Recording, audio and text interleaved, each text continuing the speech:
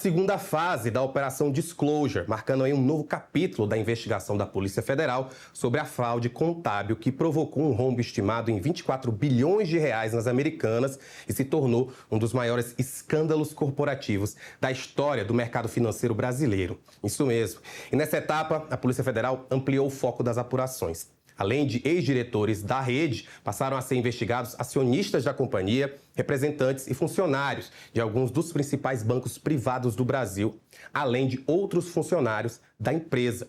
Vamos entender melhor essa nova fase da operação e lembrar detalhes sobre esse rombo causado pelo caso com o analista financeiro Leonardo Bastos, que é especialista em direito tributário.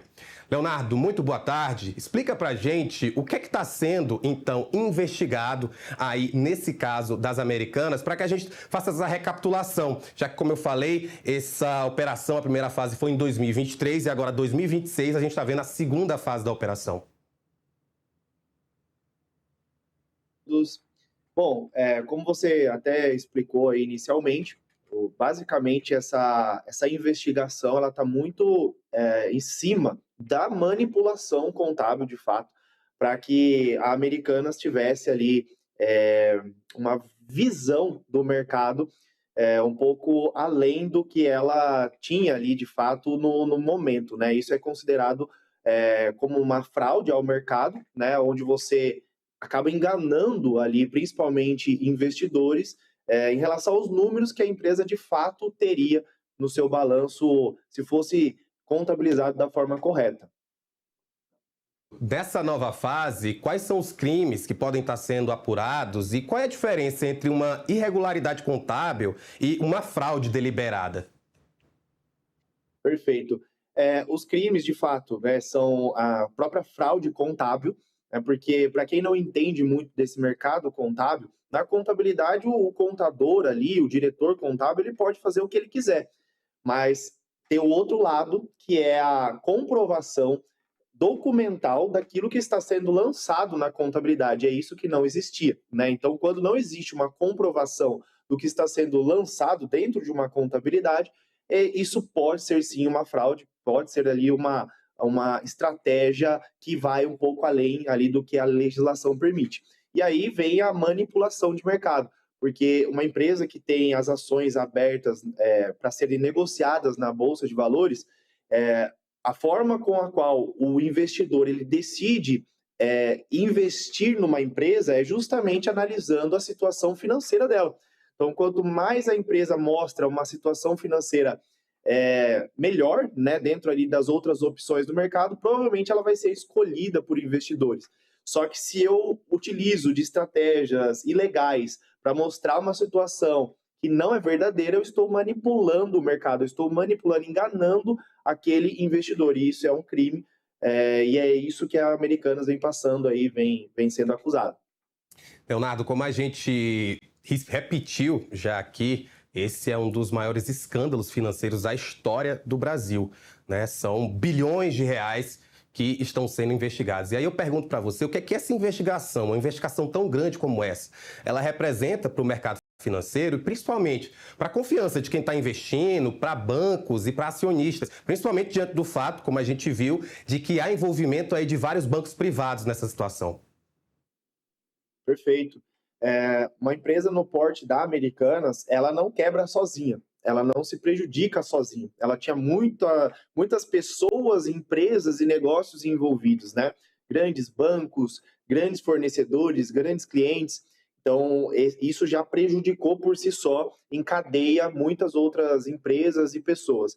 E também prejudica a visão do mercado para as empresas brasileiras, porque a gente fica até receoso de investir em outras grandes empresas que hoje são sólidas, mas que amanhã pode também passar por uma situação como essa, por uma falta de fiscalização do próprio comitê e tudo mais. Então, isso acaba denegrindo, sim, um pouco ali a imagem e até tirando um pouco essa confiança dos investidores em aportar aí mais recursos nas nossas empresas, com certeza. E, Leonardo, acho que também é interessante a gente pontuar quais seriam as falhas de governança, de auditoria, de controles internos que esse caso revela. E principalmente se os mecanismos de fiscalização do mercado, eles foram insuficientes para detectar esse problema mais cedo. Você acha que aconteceu algo desse tipo? Olha, em relação aos mecanismos do mercado, pode até ser sim que tiveram falhas, obviamente, né? Os fatos mostram isso, mas de fato, uma empresa com esse porte, ainda mais tratando de uma empresa de varejo, é extremamente complexo essa análise, essa fiscalização, essa auditoria, porque são milhões e milhões de lançamentos contábeis, milhões e milhões de análises que precisam ser realizadas.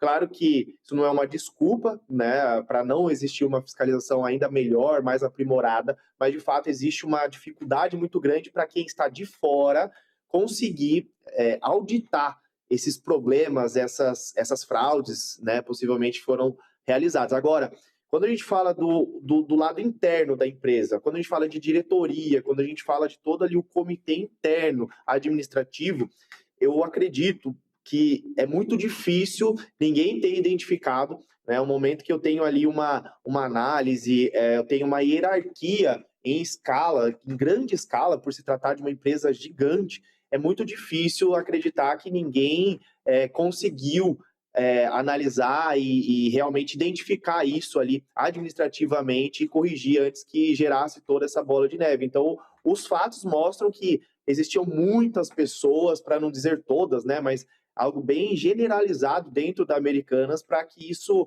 acontecesse por tanto tempo e gerasse um rombo tão grande. Leonardo, eu sei que obviamente aqui não somos nem advogados, nem investigadores, mas diante do teu conhecimento do mercado financeiro, o que é que você acha que falta de avanço nessas investigações para que a gente veja que algumas dessas pessoas acusadas possam, de fato, aí responder por esses supostos crimes? Porque, de novo, é um rombo bilionário que foi feito no mercado financeiro brasileiro. Isso em 2023, a gente está em 2026 ainda tratando disso. Até agora, aparentemente, ninguém sofreu nenhuma consequência desses atos. Então, que você também pudesse fazer essa análise mais focada nessas consequências. Afinal, para o consumidor, elas estão vindo. Perfeito. Como você até citou, né, já estão sendo realizadas apreensões de bens ali na casa de 54 bilhões de reais, justamente já para garantir um possível ressarcimento. Então, a primeira penalidade que pode acontecer com as comprovações dos fatos é, de fato, esse ressarcimento. Mas pode chegar também a uma prisão e até mesmo, obviamente, a perda de cargos ali importantes dentro da companhia ou até mesmo de outras companhias aí possíveis. E o que vai acontecer agora, de fato, é uma finalização de perícias contábeis, porque todo caso que envolve algo técnico, e nesse caso envolve uma perícia contábil, para que dê instrumentos, ferramentas para que o juiz possa decidir, de fato, quem penalizar, quem foi ali realmente que cometeu esses crimes, ou quem não participou, de fato, desses crimes, para que aí sim possa, logicamente, também ouvir testemunhas e unir todos esses fatos, essas provas, para que assim seja responsabilizado quem de fato participou aí dessa fraude mencionada.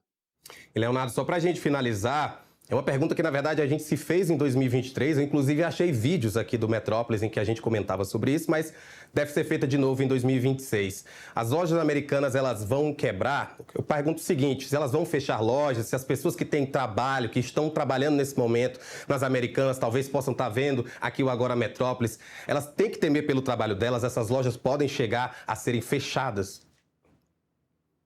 Olha, é claro que num período de tamanha crise que a Americanas está passando, pode ser sim, né, que tem aí quedas, fechamento de lojas, talvez é até um pouco inevitável, mas eu não acredito que as americanas, né, as lojas americanas venham a quebrar, tá? Pelo background que essa empresa tem, né? Então ali teve até notícias, né, que o próprio Jorge Paulo Lema aportou cerca de 12 bilhões aí, né? Uma notícia que saiu, não sei se realmente foi concretizado, mas realmente os sócios que estão por trás dessa empresa têm um poder financeiro muito grande, são pessoas de extrema relevância no nosso país, então a gente confia muito que essa empresa se mantenha em pé, que continue com todos os empregos que já geram, e quem sabe aí supere tudo isso, né, resolva tudo isso, responsabilize quem tenha que ser responsabilizado, mas que continue aí sendo uma grande empresa aqui no nosso país, gerando emprego,